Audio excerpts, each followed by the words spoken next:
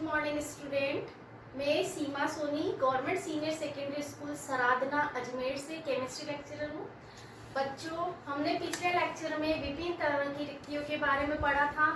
त्रिकोणीय रिक्ति, चतुष्फल की रिक्ति और अष्टफल की रिक्ति। विभिन्न तरह की रिक्तियाँ कितने गोलों से, कितने अवयवी कणों से बनती है, ये भी हमने देखा। आज हम निबिड़ संकुलित गोलों के लिए रिक्तियों की संख्या के बारे में पढ़ेंगे। निबिड़ संकुलित व्यवस्था में एक गोला या अवयवी कण दो चतुष्फल की रिक्ति बनाने में प्रयुक्त होता है, क्योंकि एक गोला ऊपरी व निचली परत के तीन तीन गोलों के संपर्क में रहता है। हमने डायग्राम में भी ये चीज देखी थी। तो हम कह सकते हैं कि यदि निबिड़ संकुलित गोलों की संख्या n है तो चतुष्फल की रिक्तियों की संख्या 2n होगी। इसी प्रकार यदि निबिड़ संकुलित गोलों की संख्या n है तो अष्टफल की रिक्तियों की संख्या भी n होगी। अतः हम कह सकते हैं कि प्रत्येक गोलों के लिए कुल रिक्तियों की संख्या 3n होगी। एक यौगिक षटकोणीय निबिड़ संकुलित संरचना बनाता है। इसके 0.5 मोल में कुल रिक्तियों की संख्या हमें निकालनी है और ये भी बताना है कि उसमें से कितनी रिक्तियां चतुष्फल की है। चूंकि हम जानते हैं किसी भी षटकोणीय निबिड़ संकुलित संरचना के में दो चतुष्फल की और एक अष्टफल की रिक्ति होती है। अतः कुल रिक्तियों की संख्या प्रत्येक कण के लिए या किसी परमाणु के लिए कुल रिक्तियों की संख्या कितनी आती है? 3n। अब हमें 0.5 मोल में रिक्तियां निकालनी है। तो सबसे पहले हम जानते हैं कि 1 मोल में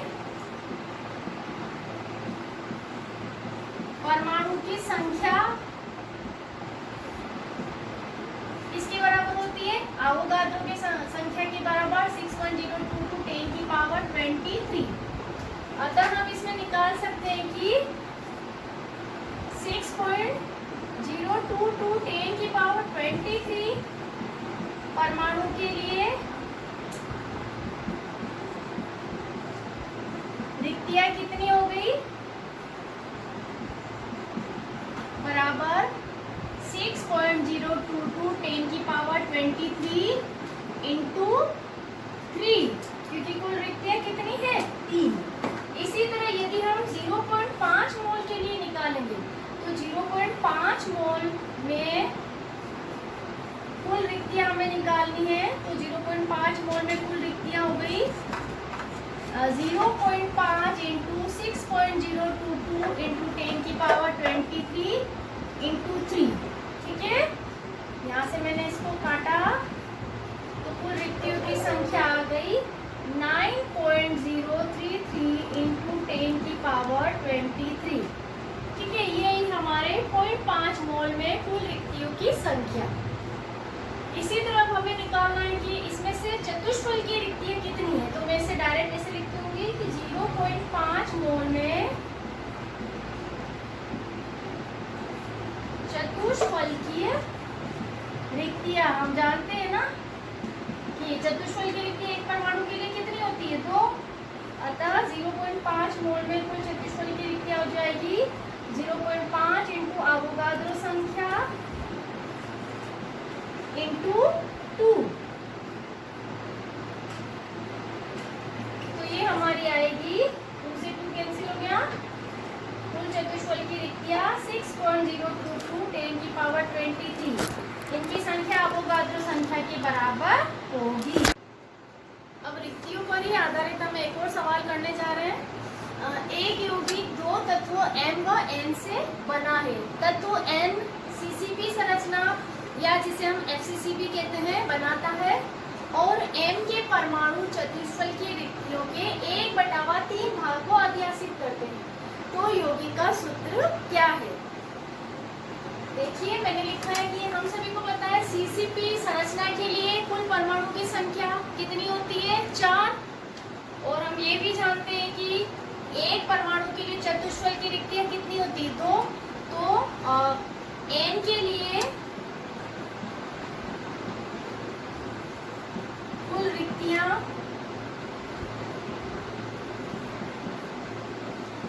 कितनी होगी? 8। 4 परमाणु है अतः रिक्तियों की संख्या होगी 8।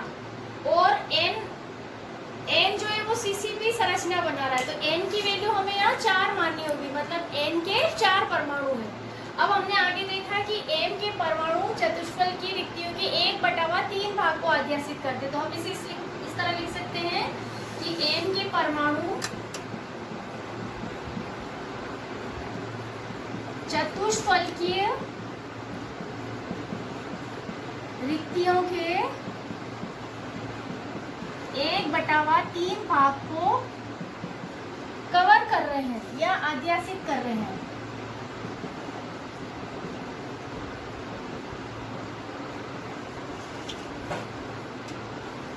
तो मैं इसे इस तरह लिख सकती हूँ, रिक्तियां कुल कितनी हो गई 8, तो m के लिए कितनी वैल्यू आ जाएगी, m बराबर 8 इंटू 1/3 या 8/3। अब हमें यौगिक का सूत्र बनाना है, तो सूत्र बनाने के लिए हम n/m करेंगे क्योंकि दो तत्वों से मिलकर बना है। यहाँ पे n की वैल्यू कितनी थी 4, n तो है सीसीपी संरचना बना रहा है, अतः कुल परमाणु इसके 4। सीसीपी या एफसीसी में परमाणु की संख्या 4 होती है और m की वैल्यू हमारे लिए आई थी 8/3, तो इस तरह इसकी वैल्यू आ गई 12:8 या 3:2। तो यौगिक का सूत्र क्या बनेगा, N3M2, या अगर मैं m को पहले लिखना चाहूँ तो M2N3, ये हमारा यौगिक का सूत्र होगा। ठीक है, आया बच्चों समझ में? इस तरह के न्यूमेरिकल रिक्तियों पर आधारित बोर्ड की परीक्षाओं में भी पूछे जाते हैं, तो इसे अच्छी तरह समझ के करें कि रिक्तियों की संख्या किस तरह निकालनी है, कौन सी संरचना वो बना रहा है, काय केंद्रित है या फलक केंद्रित है। अब हम एक और न्यूमेरिकल कर रहे हैं, देखिए न्यूमेरिकल है क्वेश्चन, एक घनी ठोस दो तत्वों P व Q से बना है। इसमें घन के कोनों पर तो Q परमाणु है और इसके अंतर केंद्र पर P परमाणु स्थित है। यौगिक का सूत्र बताओ, और इसके साथ ही हमें P और Q की उप सहसंयोजन संख्या भी बतानी है। तो देखो, सबसे पहले हम जानते हैं कि एकक कोशिका के जो घन के कोने हैं उसमें जो परमाणु होते हैं उनका 1/8 योगदान होता है। घन पर स्थित परमाणु का योगदान 1/8, और हमें मालूम है घन के कितने कोने 8। प्रश्न में दिया गया है Q परमाणु घन के कोनों पर स्थित है, तो हम कह सकते हैं कि 8 कोनों के लिए Q का योगदान कितना हुआ, 1/8 इंटू 8 बराबर 1। अतः जो ठोस है उसमें Q की वैल्यू कितनी आई, 1। इसी तरह हमको P के बारे में पता करना है, जो P के लिए लिखा है, P परमाणु अंतर केंद्र पर स्थित है, तो अंतर केंद्र पर स्थित परमाणु का योगदान जो हमने काय केंद्रित कोशिका के लिए, एकक कोशिका के लिए पढ़ा था, अंतर केंद्र पर स्थित परमाणु का योगदान हमेशा 1 होता है। तो हम ये लिख सकते हैं अंतर केंद्र पर स्थित P परमाणु का योगदान बराबर 1।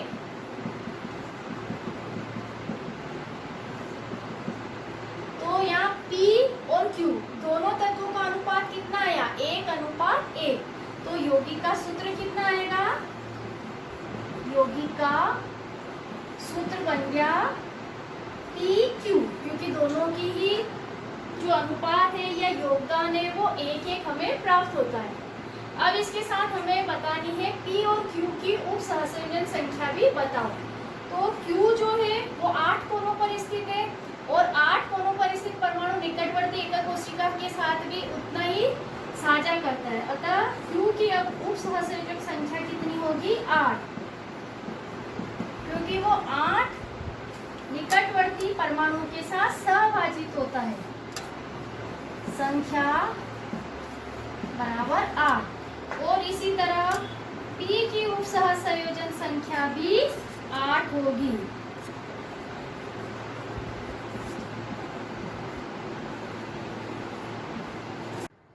अब हम नेक्स्ट लेते हैं टॉपिक एकक कोशिका के घनत्व का परिकलन। इसमें सबसे पहले हम संकुलन क्षमता के बारे में पढ़ेंगे कि संकुलन क्षमता या पैकिंग एफिशिएंसी किसे कहते हैं। किसी भी क्रिस्टल जालक की जो संकुलन क्षमता है वो परमाणु द्वारा घेरा गया आयतन बटावा एकक कोशिका का कुल आयतन इंटू 100, ये किसी भी जालक की संकुलन क्षमता निकालने का सूत्र है। तो सबसे पहले हम निकालेंगे षटकोणीय निबिड़ संकुलन या गणीय निबिड़ संकुलित संरचना सीसीपी या एफसीसी, इसकी संकुलन क्षमता को हम ज्ञात करेंगे।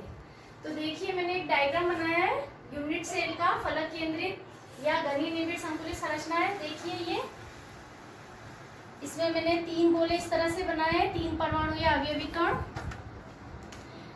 और एक त्रिभुज हम ले सकते हैं इसमें ABC। ये दिख रहा है आपको, ये फलक है एक, और इसके घन के प्रत्येक जो किनारा है एज, उसकी लंबाई है a। कोई भी फलक लीजिए घन की, उसकी लंबाई हम क्या मानेंगे a। और ये एक फलक है, इसका हमने विकर्ण लिया है AC विकर्ण की जो लंबाई है, कुल लंबाई किसके बराबर है, b के बराबर। अब मैं आपको इसकी संकुलन क्षमता निकालने के लिए त्रिभुज लेंगे ABC। तो त्रिभुज ABC से हम जानते हैं AC square is equal to BC square plus AB square. Pythagoras theorem है, कर्ण का स्क्वायर बराबर आधार स्क्वायर प्लस लंब स्क्वायर। अब यहाँ पे जो AC स्क्वायर है, AC की वैल्यू यहाँ पे कितनी है b, तो मैं यहाँ लिख सकती हूँ B square is equal to BC, वही घन का किनारा है, इसकी लंबाई भी कितनी होगी a, और ये वाला जो किनारा है इसकी लंबाई भी कितनी होगी a।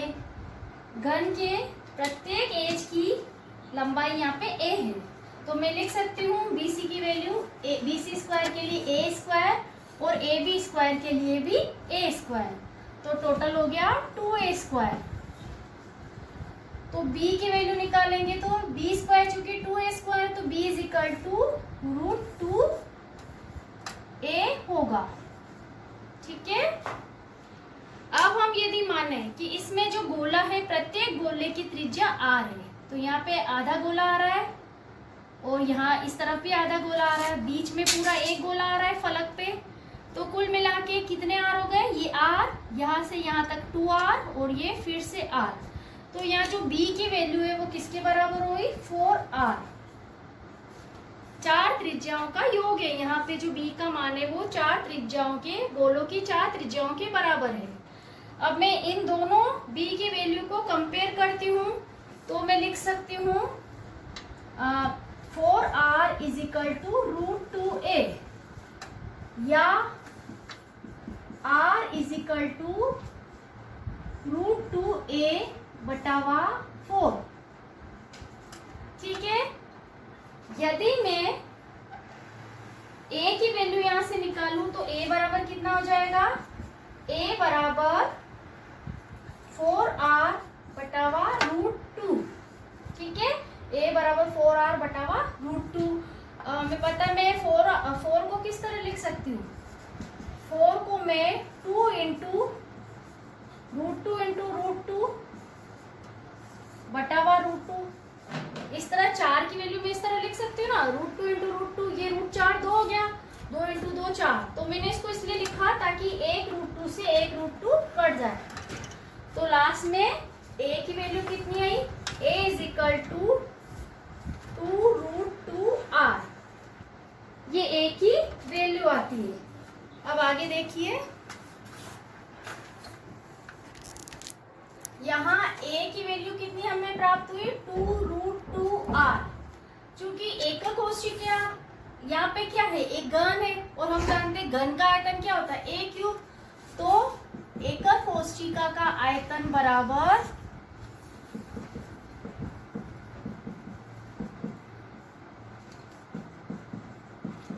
इसको मैं a³ लिख देती हूँ, तो ये जो a की वैल्यू आई उसका क्यूब हो जाएगा, तो 2√2r का होल क्यूब। ठीक है, इसका अगर मैं खोलूंगी तो कितना हो जाएगा, 2 का क्यूब 8 इंटू √2 इंटू √2 इंटू √2, तो वो इसकी वैल्यू हो गई √2 इंटू √2 की वापस 2 हो गई, तो 8 इंटू 2 इंटू √2 इंटू r, तो 16√2r³। ये हमारे पास आई है a की वैल्यू, a³ यानी कि एकक कोशिका का आयतन। अब चूंकि जो हमारी जो संरचना है वो सीसीपी या एफसीसी संरचना है, और हम जानते हैं सीसीपी या एफसीसी संरचना में कुल परमाणु कितने होते हैं? 4 कुल परमाणु या गोले बराबर 4। गोलों का आयतन का सूत्र है 4/3 πr³। तो 4 गोलों का क्या हो जाएगा? 4। तो 4 गोले या परमाणु का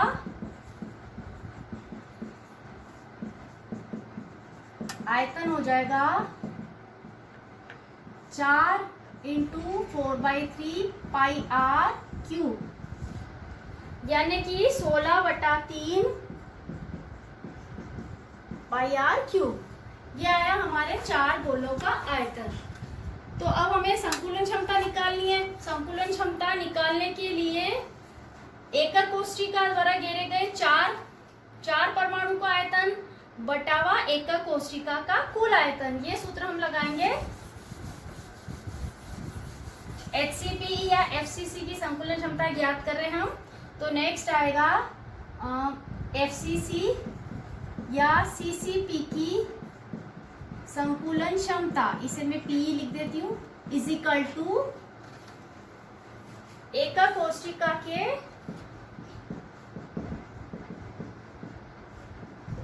चार परमाणुओं का आयतन बटावा घन का आयतन। तो हमें एकक कोष्ठिका के 4 परमाणु का आयतन कितना ज्ञात हुआ था? 16/3 πr³ डिवाइडेड घन का आयतन a³ कितना आया? a³ की वैल्यू अपन ने निकाली थी 16√2r³। ये वैल्यू है कि हमारी a³ की, यहाँ देखिए। अब यहाँ पे r³ से r³ कैंसिल हो गया और 16 से 16 कट गया। तो लास्ट में हमारे पास हम पाई की वैल्यू लिख देंगे यहाँ पे 3.142। ठीक है, ये पाई की वैल्यू है बटावा 3 इंटू, और यहाँ पे 100 भी अपने को लगाना है, प्रतिशत में निकलेगी। तो 3 इंटू √2 की वैल्यू होती है 1.414। ये √2 की वैल्यू लिखी है मैंने, और इंटू 100। इसको जब मैं काटती हूँ पूरी वैल्यू को, तो इसकी संकुलन क्षमता का मान आएगा 74%। ये हमारी आई एफसीसी या सीसीपी की संकुलन क्षमता। ठीक है बच्चों, समझ में आया? इस तरह हम सीसीपी की संकुलन क्षमता ज्ञात कर सकते हैं।